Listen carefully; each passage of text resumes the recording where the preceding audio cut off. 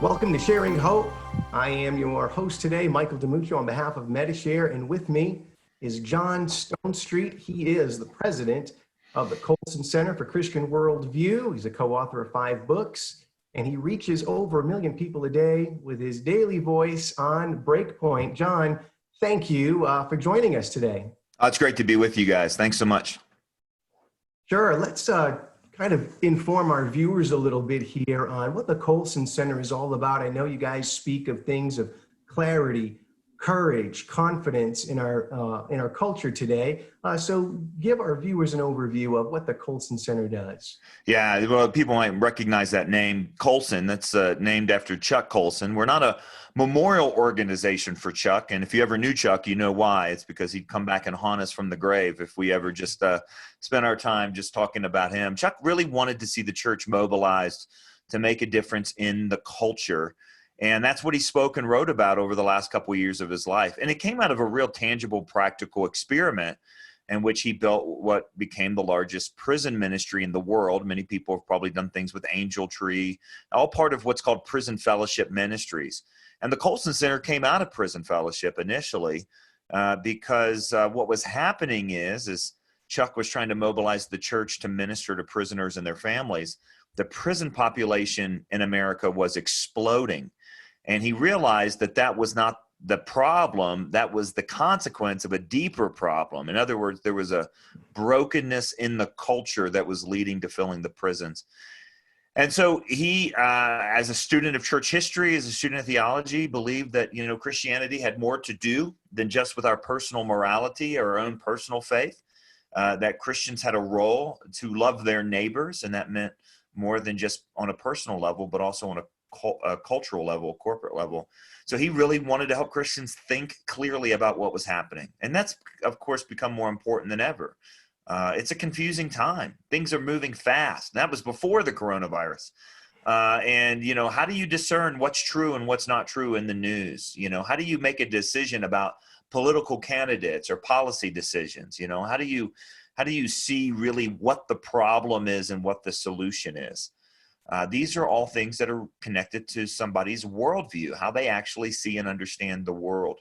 Christians should have a Christian worldview, and a worldview functions like a pair of glasses. So if you have the wrong prescription, if you have the wrong glasses, then the world will be distorted. And that's why it's so important that Christians think clearly and then act courageously in the cultural moment where they find themselves. It's funny you mentioned Chuck Colson. I remember as a young Christian, I would listen to BreakPoint, and then obviously Chuck went on to meet the Lord, and then you stepped in. And when I was listening to BreakPoint, I thought, wow, here's John Stonestreet. He's got his own individuality, and yet I saw such what I would call an honoring of Chuck's delivery, his message, his passion. And you just mentioned, John, with the whole prison thing of there was a deeper problem there. And I would say, yeah, mentorship, discipleship. And the breakdown of the family, certainly. That's another one. All these things are big, factors in them. Yeah. And I've seen you step in. And again, there's this, issue of honoring our predecessors. As you've been the successor stepping in, take us through that journey a little bit, that transition, and how you've honored Chuck in that way. I appreciate that question and observation. It's been the honor of my life to be a part of BreakPoint and the Colson Center and be a part of Chuck's legacy. Look, there are a lot of organizations right now that are going through, what you might call founder transitions, and those are awkward on various levels, and a lot of them are really hard. And sometimes, you run into folks who really feel like they need to move in a different direction, or they feel like they maybe had to even apologize for a direction that the founder initially took the ministry or something like that. And I have never felt at all embarrassed or anything less than just deep awe and honor for the work that Chuck Colson did. And part of it is that he never got over the fact that Christ saved him. He never got over the fact that, some people might know the name Chuck Colson from Watergate and Nixon, because in his mid-30s, he had an office beside the most powerful man on the planet. I mean, he kind of reached the pinnacle of a legal career in his 30s. And what do you do next? Well, God had plans. God deeply humbled him and then turned him into one of the great Christian statesmen of our generation. And so I had the privilege of working with him and, speaking with him for so long that to me, it was just, man, it was such a great honor. And he laid such a great foundation that I don't feel like we needed to take it in a new direction at all. Now, of course, there are things that I think God really protected Chuck from in terms of, he was, writing a lot on the religious freedom issue, and he was writing a lot on the sexual issues, particularly having to do with same-sex marriage and things like that. And but the idea that something like biological realities were up for grabs in the growth of the transgender movement, that wasn't something that was even a thing in 2009 when he put out what's called the Manhattan Declaration, which was a statement of conscience on life, marriage, and religious liberty, and was just really coming to the forefront in 2012. And so that's the thing about culture. The gospel never changes. The larger story of the world is still the story of creation, fall, redemption, restoration. We still live in that story, but the cultural moment that we live in changes pretty dramatically, and new concerns rise to the top and so on. And so the framework that he gave us was so relevant to today, or is so relevant to today, because it was true with a capital T. It was grounded in Christian scripture. So yeah, it's been unbelievable. And, we never have trouble finding something to talk about. I think one of the key concerns that Christians need to have today is not so much what do we talk about, but what do we not talk about? Because I think it's very easy to get distracted by what's really noisy and controversial in culture, and then miss the fundamental underlying shifting that is taking place in culture. And I think Christians have a deeper framework that they can ground themselves in to not just, if you ever seen that movie Up, when all the dogs are like squirrel, I feel like Christians sometimes are like that, and we shouldn't be. Right. It's funny, especially when we have something going on today in our culture. And like you said it earlier, the way Chuck was, and you added, and that was before all the coronavirus things. Oh, right. Yeah. If we could maybe shift gears into that, I think a lot of our audience will be, really open and longing to hear what you've got to say on some of these issues. So, when I think of the whole issue with coronavirus, how is the Colson Center? How are you, being at the tip of the sword, how are you guys navigating through these waters right now? Well, look, one of the things, again, that has grounded us, beyond this crisis to any other crisis, is something then that continually comes back and is relevant for each and every situation. And that is this idea of hope. I remember Chuck saying, for example, Christians can't despair because despair is a sin. And despair is a sin because Christ is risen. Now, usually when Christians say Christ is risen, what they mean is, I believe Jesus Christ rose from the dead, and therefore my sins are forgiven. I'm going to heaven. Which, by the way, I hope you believe all those things, because they're true and they're right on.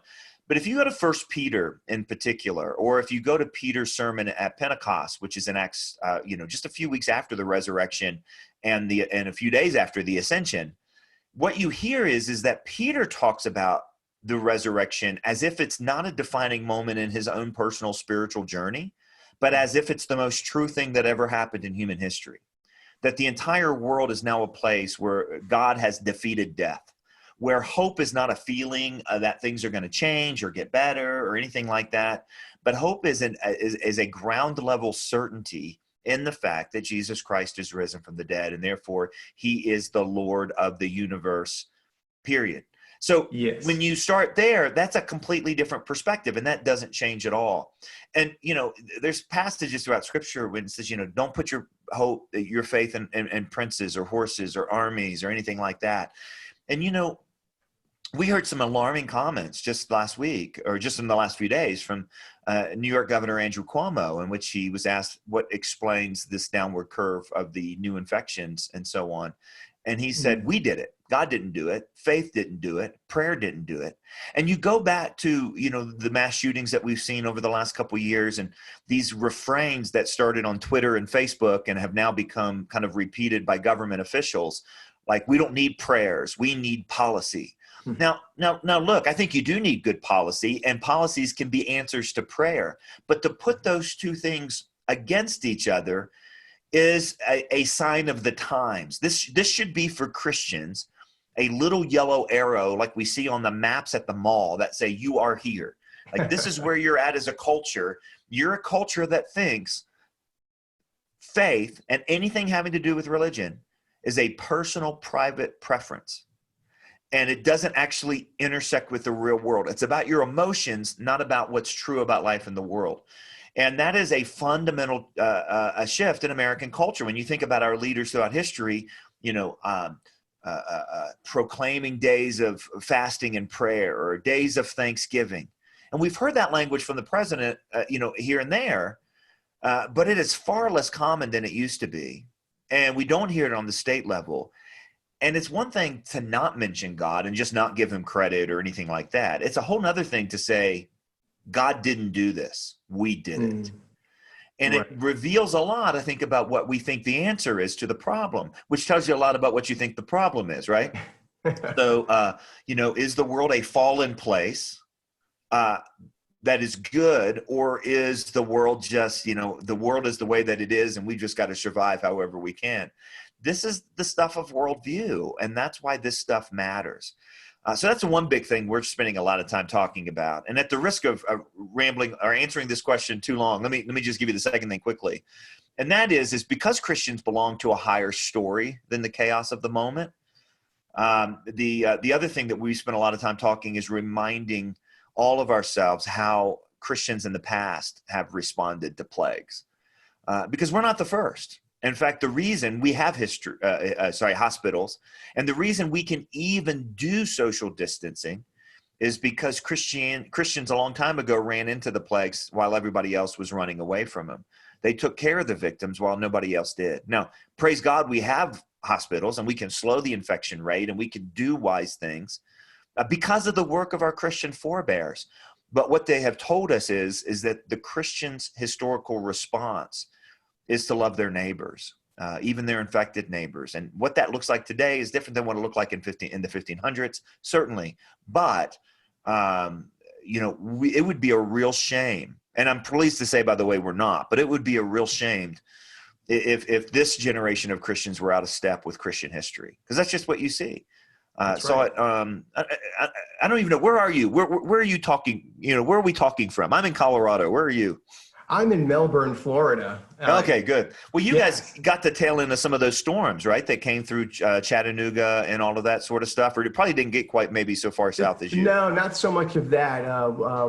We were Irma and the hurricane that we had this year. But you saw it there too, right? The mobilization of Christians. I mean, I was stunned because, while the New York Times and NBC is writing all these, hate stories about Samaritan's Purse putting, ICU units in Central Park, the day after the tornadoes went through Chattanooga this past Sunday, they had a hospital and relief agency set up in Chattanooga on Monday. This is unbelievable. And this is part of Christian history. Yeah, and it's interesting. You mentioned a little previously here of the hope in which we have. Yeah.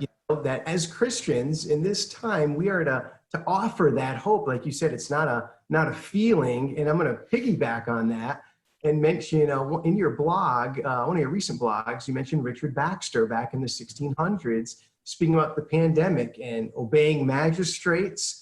At the same time, you directed him back to, let's not get used to being online. We are a church and we're to assemble, as it says in Hebrews 10.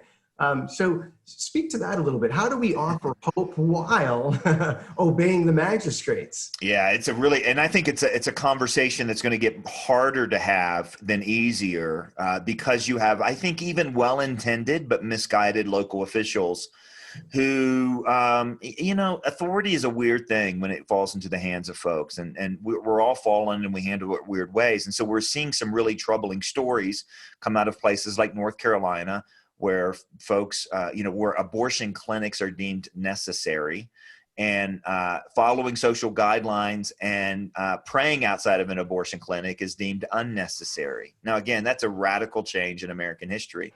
Or this church in Greenville, Mississippi, let that sink in. deep South Mississippi, where a church was following social guidelines, having a parking lot church, right, with FM radio, the sermon coming through the radio, and the mayor saying that they couldn't gather.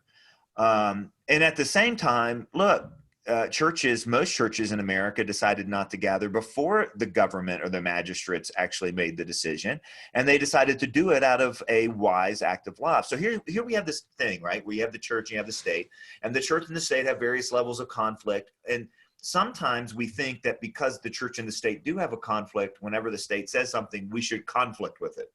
And that's not the right approach. We have to ground what we want, what we should do, not in what we, who we're against, but what we're for. And so there's a reason to come up with, temporary suspension of church services. Baxter wrote about this as a Puritan, back in, several centuries ago. Martin Luther wrote about this as well, that there could be a good reason to follow the magistrate out of wisdom. In other words, wisdom is of the Lord. All truth is God's truth. The church can get to that and the state can get to that, and we can agree. The problem is when the state starts this is the thing that I'm really, I say, concerned about, not despairing about, as I say, because despair is a sin, but that concerns me is that I do think in the minds of many Americans, the church is non-essential. And of course, that's the official term that's being used, but I think, let's look at this across the board. I have 3 daughters, so that means I've watched every episode of Little House on the Prairie at least 4 times, right? And at the center of Oak Grove was the church. That's where they did church, but that's also where they did state. That's also where they did community meetings and school, and where they hid from the blizzard and they beat up the bullies. I mean, this is where everything happened, was at the church. That's just not the way that it is anymore. The church is no longer considered to be a central, much less the central part of any community. Now, that's a pretty radical shift. And you see that reflected in the fact that Andrew Cuomo would say something like that. At the same time, you see, the average, the measure that most researchers are using right now to evaluate dedicated church attendance is once a month. Now, I grew up where you were there 3 times a week or you weren't dedicated, right? I mean, it was Sunday morning, Sunday night, Wednesday night, and that's how we did things. And now it's once a month. So what I'm saying is this is that big yellow arrow that tells us where we're at as a culture. And we've moved to a place. And this is why this is going to be interesting and challenging. And I really worry. I actually heard a pastor on a podcast this week. I was really stunned by this. He said, there's really nothing you can get at church that you can't get at home. I thought, in other words, you can do singing at home and you can hear a good sermon at home. And then I thought, well, if there's no difference between church and home, then we're not doing church right. And that means it's going to be a lot easier for the magistrate to label church non-essential if Christians themselves think church is non-essential. And this is a real troubling thing. So look, I think that there have been some bad actors and some folks that have flaunted their rebellion against the magistrate, trying to say, we're going to do this. And when wisdom led us to the same conclusion about social distancing and suspending services. But I also think that this is something that we should very much be paying attention to.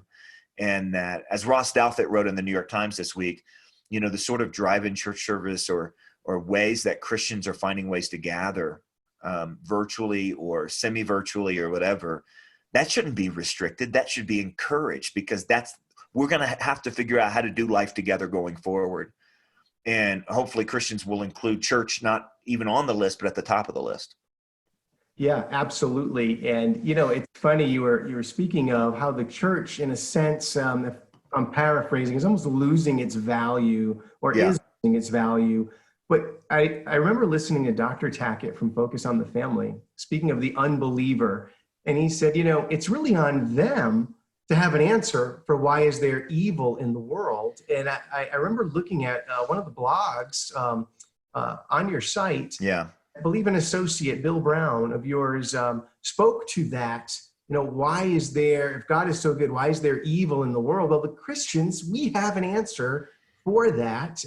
Can you kind of unpack a little bit of Bill's work there? Yeah, well, Bill, and we also just, we've done several pieces on that, and folks can find that at breakpoint.org. In fact, our featured resource of the month must be the quickest turnaround of an important book ever in the history of the world. Dr. John Lennox, who is a Oxford professor and has debated some of the great atheists of our day, Richard Dawkins and Stephen Hawking and Peter Singer and some others.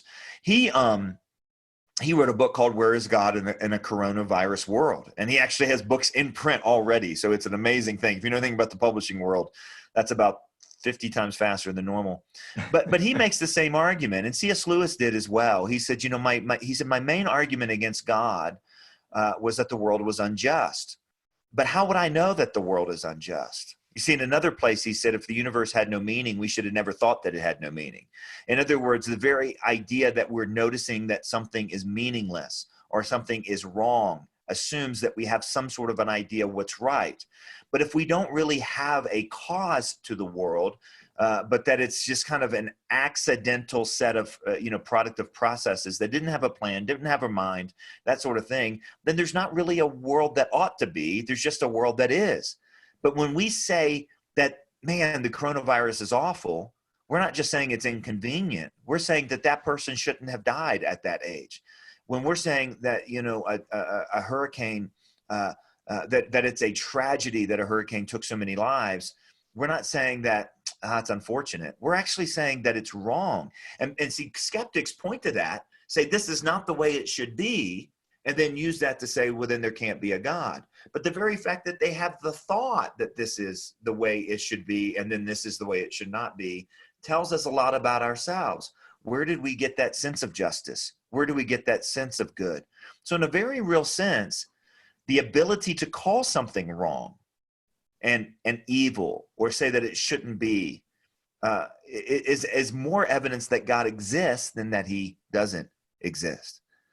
But of course, beyond that, the other complaint is not just the one of evil, but the one of suffering. The one of evil is a question of existence. How can evil exist in a world where God does? The question of suffering is, why doesn't God care? And that's, I think, where most of us experience this problem. What many people have called the greatest problem to Christians throughout history. And I get it. I mean, the philosophers use it. It goes all the way back to Voltaire after the Lisbon earthquake, bringing this up, and so this has been dealt with kind of in an egghead philosophical way. But for most of us, it's just like, why did God let that bad thing happen to me? Not why did God let bad happen? It's why did God let that happen to me? And there we're talking about the compassion and care of God, and that brings up two questions. Does God have a good reason to permit evil, first of all?